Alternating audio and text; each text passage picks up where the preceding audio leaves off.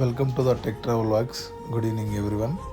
నిన్న మనం చేసిన ఎంఐ టీవీని కస్టమర్ ఇంటికి డెలివరీ చేయడానికి యాక్టివా మీద నేను ఒక్కనే వెళ్ళాను, ఎవరు లేకుండే. సో కస్టమర్ ఇంట్లో ఇన్స్టాల్ చేసి కస్టమర్కి డెమో చూపిస్తాం. కస్టమర్ సాటిస్ఫై అయ్యారు. వాళ్ళ ఇంట్లోనే ఒక సెమీ ఆటోమేటిక్ వాషర్ ఉండే, సో దానికి డ్రైన్ పైప్ కూడా వేసాను. అది వీడియో తీయలేదు యాక్చువల్గా. ఈరోజు మార్నింగ్ ఒక కస్టమర్ కాల్ చేశాడు మనకి. నిన్న ఏసీ ఇన్స్టాల్ చేయమంటే ఇంతవరకు పంపించలేదు, మీ ఎలక్ట్రానిక్స్ రిపేర్ వాళ్ళందరూ ఇలానే ఉంటారా అని అడిగాడు. సో అంటే సార్ కోసం అని కాదు, మామూలుగా ఒకటి చెప్పాలనుకుంటున్నాము.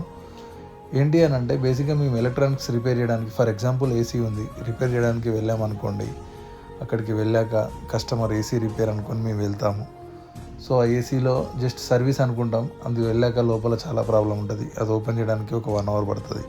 మనం కస్టమర్కి ఏం చెప్తామనంటే, సార్ అయిపోయింది వస్తున్నామండి, ఒక 1 అవర్లో వస్తామని చెప్తాం బిఫోర్ కస్టమర్కి. బట్ కాకపోతే అక్కడికి వెళ్ళాక అది చాలా ప్రాబ్లం ఉంటుంది. కస్టమర్ కూడా అది రిపేర్ అయిపోయాక వెంటనే ఏమంటాడు, బాబు డ్రిల్ మిషన్ తీసుకొచ్చారు కదా, ఒక 2 ఫొటోస్ ఉన్నాయి కొట్టరా అంటారు. మనం కాదనలేం. ఇంట్లో మేడం గారు వస్తారు బయటికి, బాబు కొద్దిగా గిన్నెల స్టాండ్ కొట్టరా, చాలా రోజుల నుంచి పక్కనే ఉందంట. ఇవన్నీ మనకు డబ్బులు వచ్చేది కాదు, జస్ట్ కాంప్లిమెంటరీగా తప్పదు, చేయాల్సి వస్తుంది ఒక్కొక్కసారి. సో ఇవన్నీ టైం క్యాలిక్యులేట్ చేయలేము కదండి. మనం కస్టమర్ ఇంటికి వెళ్ళినప్పుడు ఫస్ట్ ఏమనుకుంటామనంటే, వెంటనే అయిపోద్దేమో, అయిపోగానే వచ్చేస్తాం అని అనుకుంటాం. కానీ అంత ఈజీగా అయిపోదండి, ఇవన్నీ ప్రాబ్లమ్స్ ఉంటాయి. సో అంత ఈజీగా గెస్ చేయలేం. సో అట్లనే మేము చెప్పిన టైం కంటే మరీ 2-3 డేస్ దాకా రాకుండా ఉంటామంటే అలా ఉండదు సార్. ఒక 1 అవర్ 2 అవర్స్ లేట్ అయినా సరే ఖచ్చితంగా మేము ఇన్ టైంలో రావడానికి ప్రయత్నం చేస్తాం. అనివార్య కారణాల వల్ల తప్ప మ్యాక్సిమం వస్తాం సార్. అక్కడికి వెళ్ళాక షార్ట్ అవుతుంది, మాకే షాక్ కొట్టచ్చు, ఇవన్నీ ఉంటాయి సార్. కొద్దిగా అర్థం చేసుకోండి.